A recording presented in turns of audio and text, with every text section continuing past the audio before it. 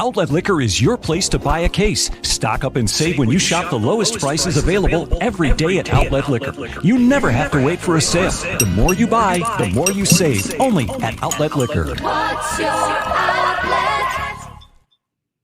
Welcome, everybody, to episode 77 of Two Goalies, One Mic. I am Duane, your host.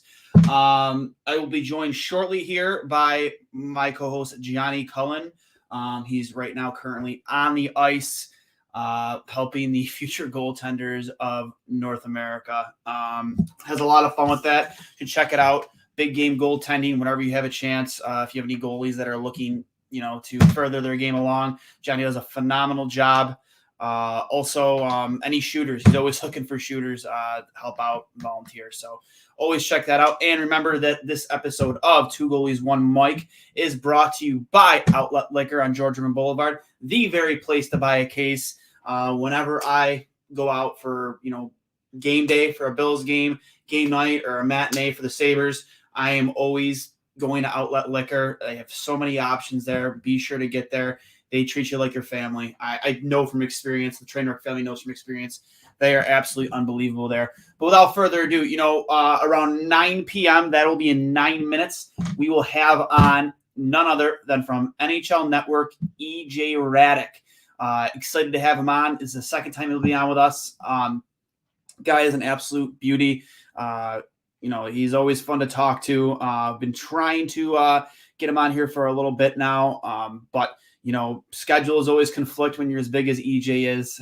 Sometimes it's difficult to align things, especially with Cully, sometimes with his schedule with, coaching. So with that being said, until then, I didn't get a chance to do it. I'll hang up and listen after the Sabres loss, to the Toronto Maple Leafs, which was an absolute heartbreaker for us, obviously. I believe the final was 5-4. I think it was, I want to say maybe it was Morgan Riley who had the game winner. I think it was like 11 seconds left. Again, an absolute heartbreaker. But you got to remember it was, you had Aaron Dell making his Sabres regular season debut. And again, very tough to watch. Some very questionable goaltending on both sides, I'd say. But I would have to think that even if we had Dustin Tokarski in there, we're looking at a win for the Buffalo Sabres. Nothing against Aaron Dell. Some bounces just didn't go his way. But I think that right there is just a prime example of one of the things that are going to hold this team back this season. As good as Craig Anderson has been, as good as, Dustin Tokarski's been when he has played. Unfortunately, it just didn't bounce. I just don't know if that's going to be sustainable over an 82-game season. You saw how great Tokarski played against Edmonton, but I think that was honestly one of the better 60-minute team efforts we've seen all season. Dylan Cousins lined up, matched up with Connor McDavid's line, and even though Leon Dryzeddle had 2 goals, absolutely impressively shut down Connor McDavid. How often can you say that? I hope it's a feather in his hat, and I hope he takes a lot of pride in that, because not many guys who match up, with him every time he's out there can say they held that guy to 1 point, which was an assist. And I think it might have been even a power play point. Definitely a lot to be proud of. Jacob Bryson, again, late in the game, McDavid was, carrying the puck in. And one thing I always say with players, I say this a lot with Ovechkin, is I don't understand why people give these guys so much separation and time. If you control your gaps and, just put part of your body on them, you can knock these guys off the puck. Maybe not so much Ovechkin, because the guy's built like a bull, but, get your body on these guys and you can definitely disrupt them, knock them off the puck. That's exactly what Jacob Bryson did. And I remember last couple weeks watching Dahlin get walked a few times. It was legitimately the exact same play. Puck carrier coming on a one-on-one, and Dahlin just keeps that separation instead of just putting on the brakes, stepping up, controlling his gap, and just getting a piece of him. That's exactly what Jacob Bryson did. Honestly, I've never been more impressed with the kid than again in that game against Edmonton. I think he turned a lot of fans' heads too. For me especially, just that one play alone, just being able to stop, honestly, the best player in the world. I don't even think you can even argue that. he's the best player in the world. I think by the time his career is over with, he might be one of the greatest, if not the greatest of all time. And I know people, especially up in Canada, will be like, no way, Gretzky's the greatest of all time. And I'm not going to dispute that. But, like, if McDavid played in the same era as Gretzky, I think he would go shot for shot with him, without a doubt, 100%. I don't even think I'm out of line with for saying that. I'm a huge fan of his game.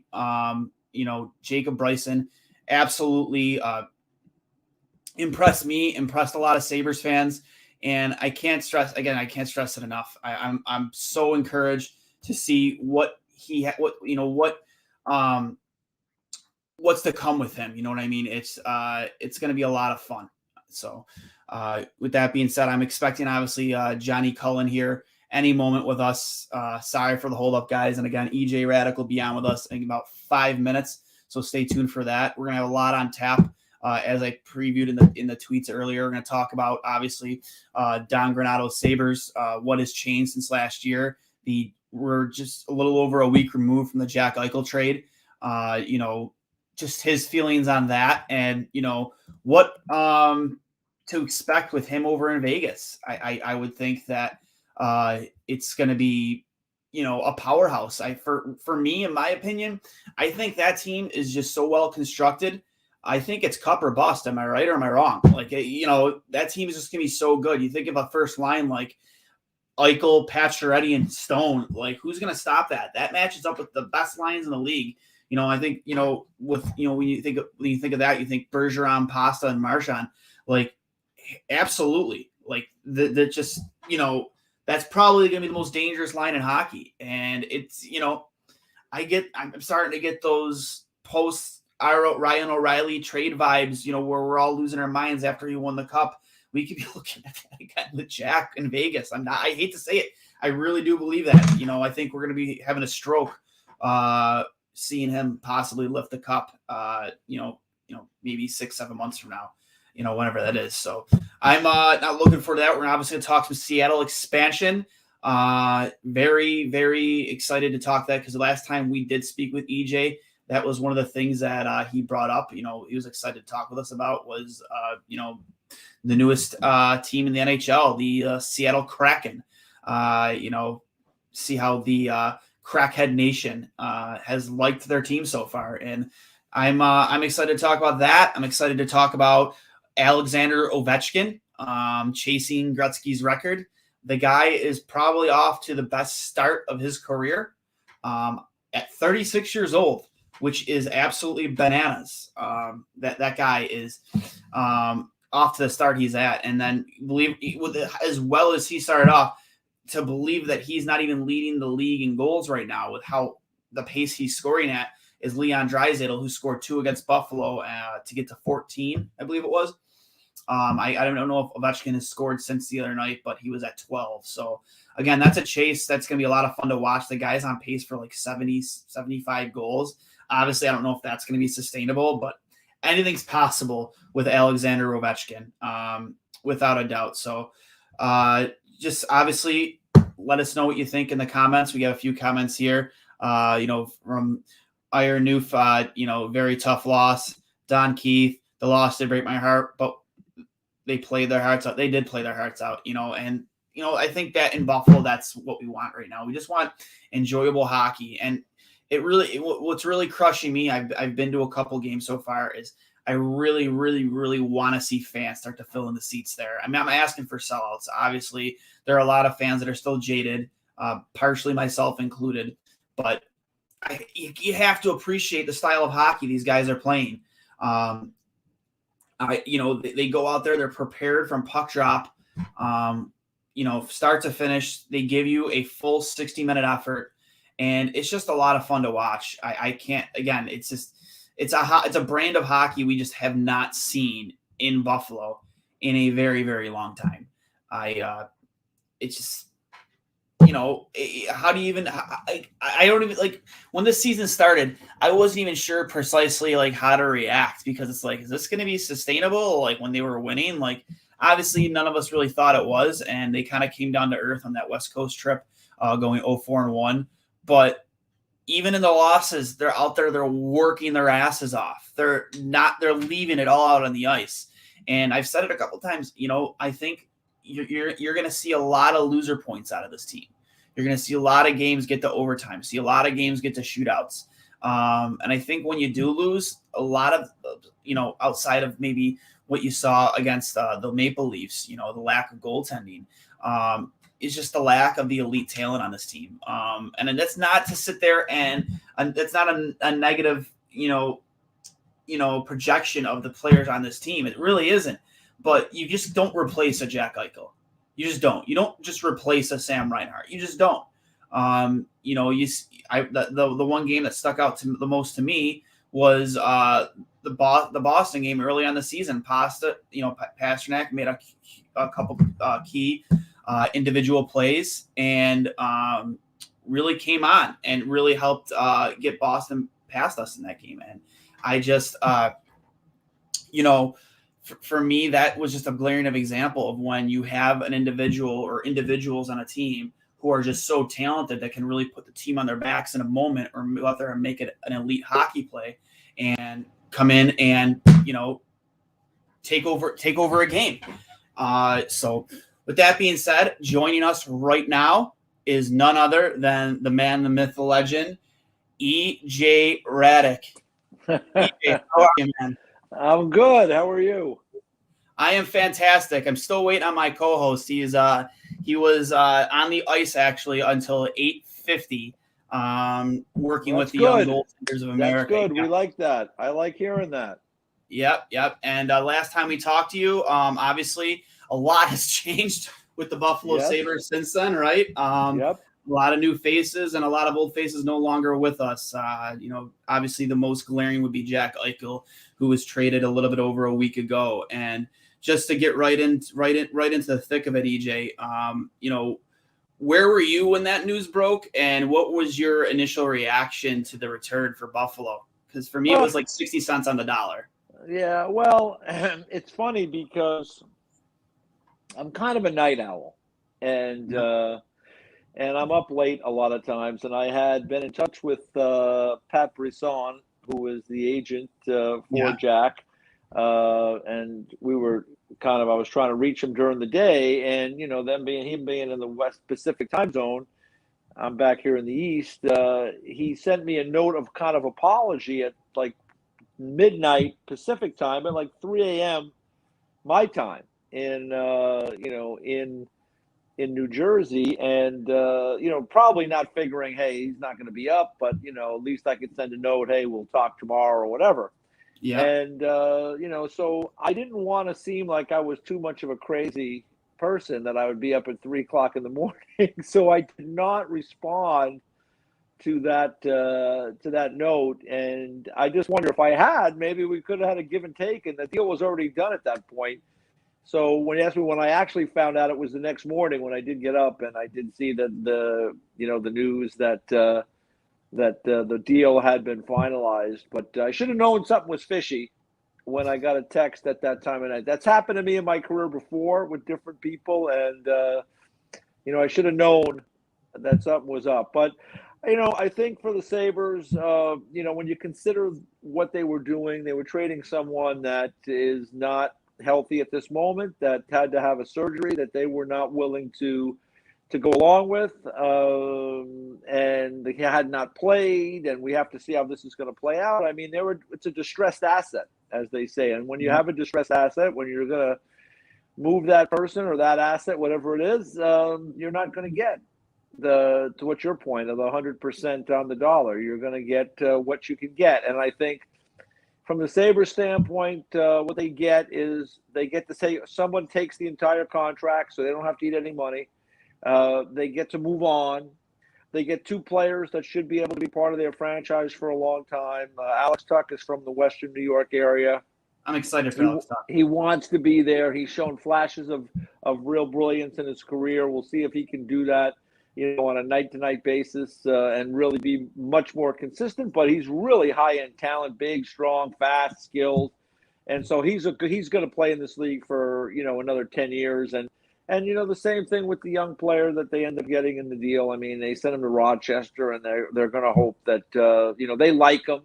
And he was a high draft pick, and they think it's somebody that can come in and play for them down the road. So they get 2 players, and then they get the couple of draft picks. And, draft picks are always kind of a dicey situation. If the Golden Knights get their act together and finish higher in the standings, the first round pick won't be as appealing. But still, there are picks to work with for a team that is basically doing a reset. And, we'll just have to watch and see how it plays out. It'll be up to Kevin Adams and his staff to kind of, build with these young players that they have. They've kind of cast out that group of Ristolainen and Eichel and that lot of players, and now they're going back to the start. We'll see if they can make it work. I would imagine in Buffalo they're probably tired of hearing it, but I don't think you have any other choice right now. You've got to live in the present, and the present is that they've got some good young players within their group right now that have upside. They have good players in their system. Owen Powers at the University of Michigan, who'll probably be there next year, and you could end up with more good players to come with draft picks and prospects. So that's where it's at for the Buffalo Sabres right now, and it wasn't ideal. Not something you want to do, to trade someone like Jack Eichel, but you got to live in the real world, and this is where they're at. You're right on there, EJ. Outside of your thoughts on that whole situation, obviously the wording of the CBA that gives the team obviously final say on it, I have to imagine that that's going to be something that's going to change once negotiations start up again for the next CBA, because I think what this did, especially, having a guy like Robin Lehner, who is very outspoken about it, who's been very outspoken about, things the way they went here in Buffalo in the past as well. You have to imagine that's going to change, because especially with the league as a whole, the Players Association as a whole, seeing like how this dragged out. And I just don't want it to get lost in the whole scope of this, is the fact that a young man I think he's only 25 now, was forced to kind of sit at home in pain while this all happened. And in reality, he wasn't bluffing. He's thinking long-term, his life after hockey. And I think it was really that one podcast, I think, that Elliot Friedman did with the doctor who eventually did the procedure, Dr. Prusmack. He kind of laid it all out there and said, they're both good procedures, the ADR and the fusion, but, this has the benefits of not needing any more procedures down the line, which my stepmother, who actually had a fusion in her neck too, she's had more than one procedure. So I know firsthand that there is more of a probability with the fusion to have another procedure done. Yeah, I mean, we've done, obviously we've all done some kind of research on it. If you're in the hockey business, on our show NHL Now, we had Dr. Patel from the University of Michigan, who has done that surgery many times, kind of laid out both sides. It wasn't, for me when I heard it, I would say this, neither surgery was that appealing to me. No surgery is really appealing to me. No, not either. Yeah, and so, but at the end of the day, when you lay it out, especially for a young, healthy guy like Jack, I think that I could certainly understand the decision he made. And he's had the surgery now. He seems to be recovering well at this point. So hopefully things are going to go well for him and go through the rehabilitation process and regaining his strength. And hopefully I'll have a chance to play in 3.5, 4 months down the road. So we'll see. But it was, it was unfortunate that it played out the way it did. And down the road, I guess the Players Association and the league will have to discuss if they want to continue to have the CBA operate in the same way that it did. I'm sure that, teams that pay a lot of money for these players, they want to be able to protect their feelings about the asset as well. And on the flip side, certainly an individual should have the ability to choose what kind of surgical procedure he is going to have moving forward. So there was a lot to chew on there. But in the end, Jack has moved on. He's gotten the surgery, and now we wait and see. And as for the Sabres, they can move on as well. And, for the fans up there in Western New York, they've got to hope that, the young players they have are, it's been a pretty good start so far. They've been playing hard. I don't expect it to be a playoff year by any means, but I think for them, a success this year is how the young players continue to improve. and how competitive they are on a night-to-night basis. And so far, they've been a very competitive group. Yeah, and I think big part of that too, the competitiveness. I mean, I'm not sure how much how far back you're willing to remember, but the first, actually both times he was coached here, a Don Granato coached hockey team with the talent level he has. And again, I said this before we brought you on. This is nothing against the players that we have on this team, but I think that you just don't replace a Jack Eichel. You just don't replace a Sam Reinhart. But their ability to work hard from puck drop, we didn't see that with a Ralph Kruger coached hockey team. They weren't ready a lot of times from puck drop. Under Don Granato, it's literally a night and day difference. And I said, I think they're going to grind out, even if they're not winning. I think they're going to a team that's going to grind out a lot of loser points this season. They're going to get games to overtime. They're going to get games to shootout. They might not win, but they're going to be entertaining. You're not going to outwork them very often. I just, it makes me think back of those old Ted Nolan coach teams, especially back in the late 90s, the hardest working team in hockey, we used to call them. When I was a fan with my dad, the season tickets, we used to show up to the games with hard hats on our heads that the team used to give us. And it was a blast. Granted, we had the best goalie in the world in that at the time. And that made things a lot easier for the guys out on the ice. But that I kind of get reminiscence of those days, just that the work ethic, which is all we want as fans. That's all we've wanted for a long time. A team that works hard. Yeah, I would agree. I think fans in most places, they obviously want to win and they want to have great teams and win championships. But I think at the end of the night, there's only one team that wins in any league. And I think that the fans that pay their money to come into the building, they expect the players to work really hard from the time the puck is dropped to the very end of the game. And I think so far the Sabres have tried to do that. I know, Kyle Oposo sent out that letter early in the season. Kyle has played pretty well in the games I've seen so far. And that's going to be the calling card for the Buffalo Sabres, moving forward. And as they add good young players, hopefully they can incorporate skill and ability with the idea that, this is going to be a hardworking team. That's going to be the culture. And, in Buffalo for the last 10 years, it's been unfortunate. I think the owners, Terry and Kim Pagula, have had best intentions. They've spent a lot of money. It hasn't worked out. I think some of the hires have been really questionable to me. But, again, you can't live in the past. You have to live in the present. And they're hoping that Kevin Adams and Don Granato and the group they have there now can really push this group forward. And, time will tell. But like I say, I think the ownership group certainly has the financial wherewithal to make it happen. They've already shown that for 10 years. Unfortunately, it hasn't translated to success. Oh, we can't hear you, EJ. I had a call coming. You got me back? There you go. I had a call coming in. I had to delete that too. So anyway, that's it. We'll see how it plays out. But again, I think that the financial resources are still there, and hopefully they'll get things moving in the right direction. I hope so. Obviously, with the way the football team has played last season and this season, you kind of hope you kind of get. I'm not sure how much you follow the Bills, but we get a lot of comparisons with Don Granato, Sean McDermott here in Buffalo so far, and I hope things go. And now, not to mention, now they have a team dog, so maybe that'll help increase morale a little bit. Can't hurt. Can't hurt. No. Dogs are sometimes, in my opinion, dogs are better than people. So I don't think it's even debatable. No matter what, they're always happy to see you. But touching on the other team in that trade, Vegas. When they do add Eichel, that lineup is going to be scary.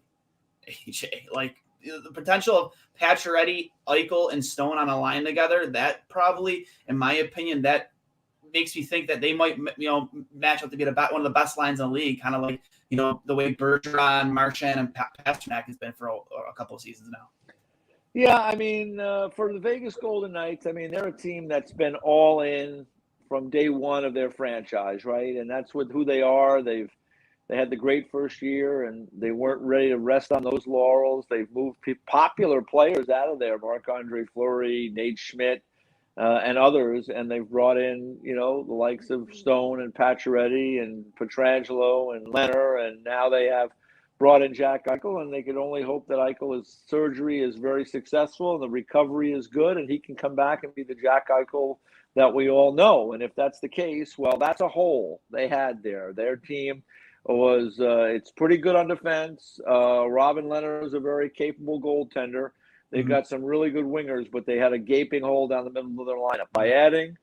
By adding Jack Eichel there as your number one center now, you can slide William Karlsson into that 2-hole where he's a good fit. You can have Chandler Stevenson maybe as a 3, Nick Waugh as a 4. I mean, all of a sudden now your depth through the middle of your lineup is way better. There will be some cap challenges there when they get everybody healthy. Someone like Riley Smith, for example, he may have to be moved out. We'll see what the Vegas Golden Knights do and what the timing of Jack Eichel's return is. But certainly the big hole within that group was at center. It is impossible, really impossible, to get number one centers without drafting them. Almost impossible. And usually when it does happen, it's in a case where there has been some kind of circumstance around it, some kind of problem like we saw in Buffalo, and that's why he was available. So the Vegas Golden Knights are again all in, and it's high risk, high reward, but certainly he was a guy that fits exactly what they need. So if he can come back and be healthy, I think they got a chance to be a really tough team to deal with.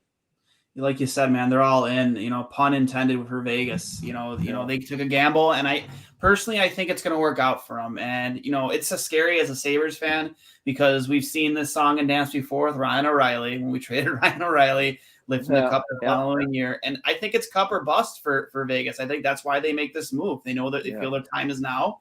They're up against the cap. And, you don't make this move for any other reason but that. And it's a scary thing for the teams in the West, teams like Colorado, and they're looking to contend this year. Now they have a team like Vegas that just added a centerman, like Jack Eichel to an already such a dangerous lineup. And just in time, hopefully, I'm a Sabres fan, and I hated seeing Jack leave, but I'm also a big Team USA fan, and I really want to hopefully, I know it's a long shot, but see him come back for the Olympics, because that turns Team USA, having that type of depth down the middle. They're the first time they've had that kind of depth down the middle in I don't know how long, for any Olympic or World Championship event.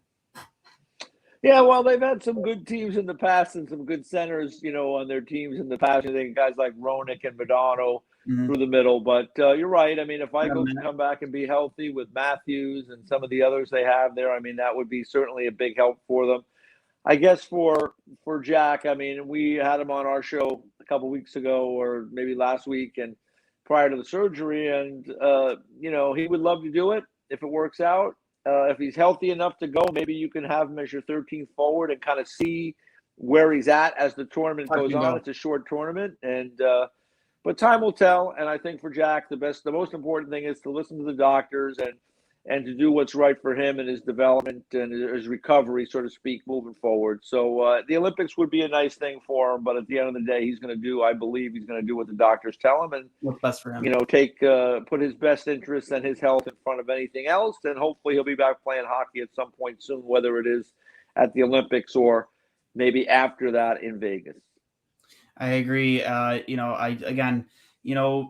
know that guy takes a ton of pride in putting that jersey on. He played for Granato back, I think, with the NTDP. I believe he played under Granato in some fashion, I believe. I know Donnie mentioned before he's coached Jack in the past. But it's, I know he takes a ton of pride in wearing that jersey. And again, I'm not a bitter Sabres fan. I want to see Team USA win. And if that means, Jack Eichel's leading the way while doing it, or, even Austin Matthews, I hate the Leafs, but if Austin Matthews helps lead the way, I'm old school, hate the Leafs too, EJ. Back in the late 90s, 2000s, when this rivalry was relevant, when they used to come to town, I used to take lotion and rub it as a kid. We used to take lotion and find the Canadian license plates and rub it underneath their car handles. I'm old school. Well, behave. Behave. We don't want to see, and I don't want to hear about any bad reports or any trouble. So behave. No, it won't be like that. But before we let you go, I wanted to ask you, actually, two small things. Obviously things for Seattle aren't going as well as they did for Vegas. They're last in their division, 4-10 record. But it does seem like that fan base has embraced that team, and hockey is alive and well in Seattle. Yeah, I mean, I think it's been a great run up there. They've got a beautiful building. They've got some really high-end people running the show there. It was going to be a tough act to follow Vegas. I mean, Vegas made it all the way to the Cup final before losing to the Washington Capitals. And, I think for Ron Francis and that group, it was not going to be as easy, although the rules were the same. A lot of the general managers were familiar with what happened in the situations in Vegas, and they were determined really not to make the same mistakes again. They were not going to trade multiple players to save one player, because as that turned out, as we saw in Vegas, there were teams that were, the players that they got ended up being really helpful guys. In fact, one of them is now in your organization, Alex Tuck. Remember all that went on with Minnesota? They traded away Hall, I believe, and Tuck, and to really hold on to a player that they wanted. I think it was Matt Dumba at the time, and I'm not even exactly sure anymore who it was. But the bottom line was those two players went on to be really helpful players for Vegas. Florida ended up making some deals like that. There were other teams that did the same thing. Columbus did something like that. Those type of deals really helped the Vegas Golden Knights. I think the general managers were kind of a little sharper this time around. They weren't in the mind to trade multiple players to protect one. And in the end, I think that was probably the smart way to go. So for the Seattle Kraken, it has been a tough start. I think it will probably be a long season. They don't score a ton, but they're big and strong as a group. They've got competent goaltenders. And so, we'll see if they can get on a little run. But right now, they're in a division right now that is way tougher than we thought it was going to be, because the LA Kings, I think, are 7-0-1 in the last 8 that they're in. Anaheim has won 7 in a row. San Jose has played much better than we thought. Edmonton and Calgary are playing really great hockey right now. I'm not even mentioning Vegas. There's been some really good stories in the Pacific Division this year. So I think the Seattle Kraken probably got their hands full. But I think the fans in Seattle love it. They got a great building. They have something to build upon. And I think that franchise will grow and develop as time goes on and be just fine. Yeah. And you want to know what, too, is they have a great their first-round pick is absolutely playing out of his mind right now for the University of Michigan. Obviously, here in Buffalo, we're following that school a lot. I'm sure you are. Eric Portillo and Owen Power. Me personally, I think Eric Portillo is the future franchise goaltender of this team. His size alone, his flexibility, he has all the intangibles to be a franchise goaltender. That's nothing against Devin Levi, who we got back in the Sam Reinhart deal, or Ukko-Pekka Luukkonen, who's playing very well in Rochester right now. But I look at a kid like Eric, who's just he has such calm feet, and how patient he is at tracking the puck.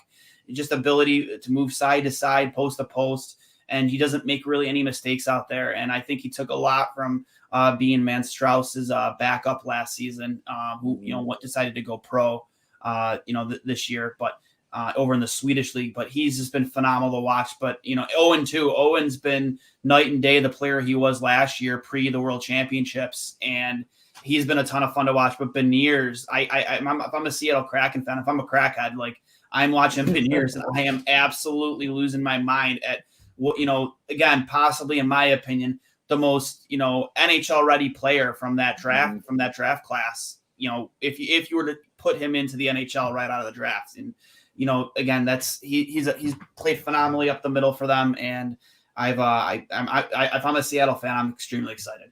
Yeah, I remember watched Beniers last year in the run up to the World Juniors and then at the tournament, and he's an impressive young player, and I think he's got a chance to be a really good player for a really long time. So I'm happy that he went back to school and has that time to continue to develop. I like when guys do that. I think it'll really help Owen Power down the road as well. So these are really fun young players to watch, and this is the beauty. I've been able to do this for so many years now. I can remember all these young guys that have come into the league during my career and watched their careers blossom, and they have great careers. And now it's funny, we're talking, it's the night of the Hockey Hall of Fame induction. And I've seen so many of those careers that guys who were drafted, that played at the World Juniors and got into the NHL, and now some of them are in the Hockey Hall of Fame. So I guess that's the beauty of experience and the good fortune I've had. But those kids that you're mentioning there, they got a lot of upside, and it'll be great to see when they get to the National Hockey League how things go. And you know what? With the way things ended last year, with obviously a couple players on the team getting COVID and their tournament getting cut short, having that brass ring kind of dangled in front of you, that's probably just so much more incentive to come back, knowing that you're going to have just honestly the best team in the nation coming back. There's that core 5 players. I think it was 4 of the first 5 picks taken in the first round. Yeah. I think they had a 5th player taken at the end of the first. I think it was actually Pat Brisson's son, was it not? I think it was. Yeah, Vegas. Yeah. I think at the end of the first. Yeah. Yeah. So that's just. I mean, when you have that much coming back and the a really legitimate chance as being the top dog to win a national championship, I don't blame any of those kids for wanting to go back. And it's going to be, like you said, it's going to do longer for their development. My last question to you before we let you go is Alexander Ovechkin. The guy is probably off to his best start of his career, and I'm a big Ovi fan, and I listen to a lot of podcasts and a lot of retired Canadian players from up north. None of them want to see him break Gretzky's record. Me personally, I think it's great for hockey to see this. Reminds me a lot of when McGuire and Sosa were going, swing for swing, chasing a single season home run record. Do you feel the same? Do you think this is good for hockey? Him possibly breaking that record, and do you actually think he might do it? Well, it's absolutely great for hockey because it'll create a lot of interest. I mean, it was a record that nobody ever thought would be broken. Anybody would get to 894 goals. And, I think he's off to a great start this year. I mean, we know the numbers. I mean, the numbers are the numbers. And if he can continue to play well and play at a high level for the next couple of years, I think he's got a chance to approach it. But there's a lot that can happen between now and then. And he's got to stay healthy and productive. And, we know the old story, right? Father Time, he's undefeated. Right now, Alex is holding off Father Time really, really well. He's doing a great job of it. 36 years old. Yeah, I think he's got a great shot at doing it, much more so than I might have said a few years ago. But again, it can change quick. He's got to stay healthy and he's got to stay productive. And, those things are going to be challenging for him. But, boy, people have not made a lot of money betting against Alex Ovechkin in his career. So we'll just have to watch. And I think, again, that's why it's great for hockey, because it'll be a storyline moving forward day after day after day as he climbs up the ladder. I guess Jaromir Jagr is the next one in his sights. He just passed Brett Hull. He's only got Jagr, Gordie Howe, and then Wayne Gretzky. It's a lot of goals, but it's just been an amazing, amazing career for Alex Ovechkin. It's a shame too, because not a shame, but it's a shame because I think I got asked this question, on Twitter earlier this week. I said, do you think he hits 950 or even 1,000 if not for all the COVID and lockout shortened seasons? And that's a question. There's no doubt. I mean, there's no doubt when you miss time. I mean, he's had, as you mentioned, he's had the work stoppages that have taken games from him. He's had obviously a COVID circumstance that has taken games from him. But think about Jaromir Jagr at 766. I mean, he's had work stoppages taken away from him. He was out of the league. He went and played in the KHL. Now that's his own decision, really.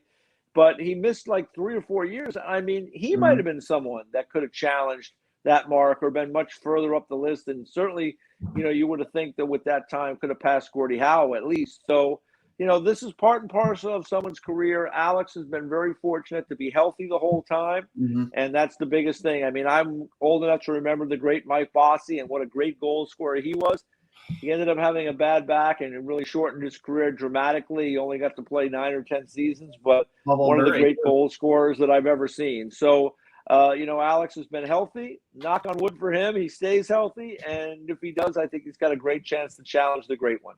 I absolutely agree. And I like that you brought up Jagr too, because, I think he might be chasing Jagr. Maybe not first overall, but at least second. for not him going to the KHL and obviously the work stoppage season. So again, EJ, thank you so much for coming on with us. I know I've been, been kind of a back and forth with you over the past few months, and I'm very grateful for you coming on, very humbled, and thank you so much, man. My pleasure. And tell your partner I miss him. And he's doing good work. If he's on the ice with kids and helping them get better, then that's really good. That's a good excuse. He actually messaged me about 15 minutes ago because he brought all his equipment with him to the rink. Sometimes he does that. And they gave him the wrong Wi-Fi password. Oh, boy. He's losing his mind. So, but he wanted me to send his apologies for not being here. Because he when I told him we were having you back on, he got real excited because we had a lot of fun with you the first time. Well, listen, we'll do it again maybe near the end of the season, and he'll be ready to go. Absolutely. Right? EJ, thank you again for hopping on with me, man. Do well, and let's go Sabres, right? All right, go get them. Go get them. All right, take care. You too. That was EJ Hradek, everybody. Obviously, so appreciative of him hopping on with us again. Just always a good conversation with EJ. You can check him on NHL Network. One of the most respected minds of hockey. Unfortunately, as I mentioned before, Cully couldn't hop on with us. He's actually at the Northtown Center right now, and he couldn't find Wi-Fi. Unfortunate, it happens. But we moved on, and we were able to get along without him. Obviously, it's a much more fun conversation with Cully's here, but he did want me to send his apologies to everybody that he couldn't make it to the show. So. With that being said, guys, obviously, Sabres 1-for-1 in the last two games against both the Edmonton Oilers and losing in a heartbreaker at the end of the game, 5-4 to the Toronto Maple Leafs. Again, I believe they play tomorrow. I'm not familiar with who. Let me bring that up. Just give me one moment. They host. They don't know. They go to Pittsburgh tomorrow night. Face Sidney Crosby. Obviously, we've all seen that video of Sid the Kid getting pretty frustrated with the way things are going in Pittsburgh. And then they go to, I believe they host the Calgary Flames Thursday night. Yeah, so excited for that game. Very hot Calgary team. A team that was allegedly very close to getting an Eichel deal done with Buffalo. Remember that big rumor from Kevin Weeks that came out about Matthew Tkachuk being on the table, which ended up being disproven.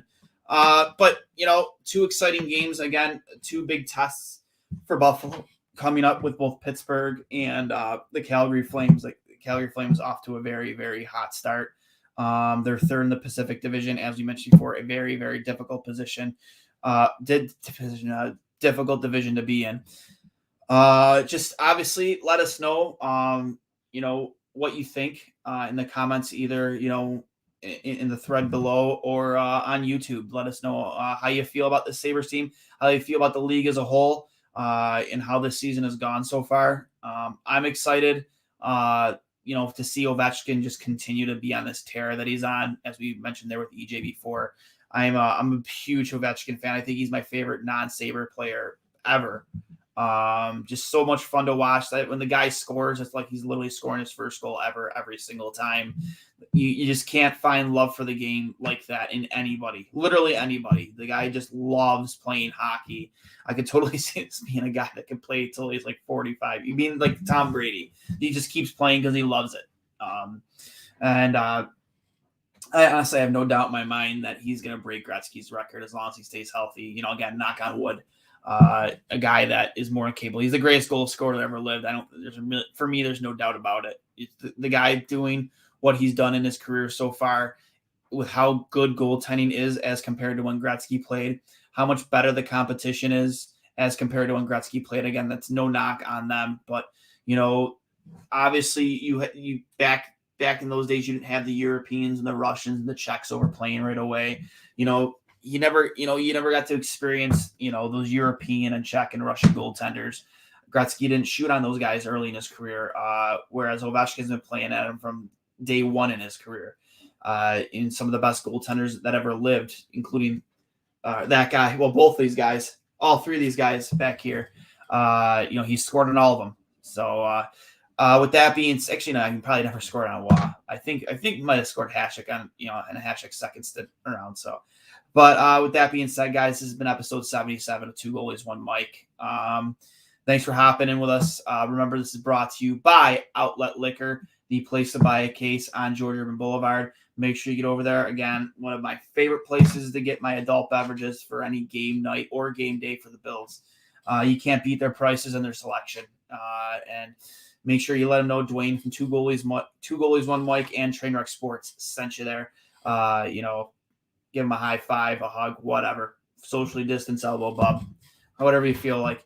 So with that being said, guys, thanks for hopping in. Episode 77. I am Duane for Cully, and we will talk to you next week.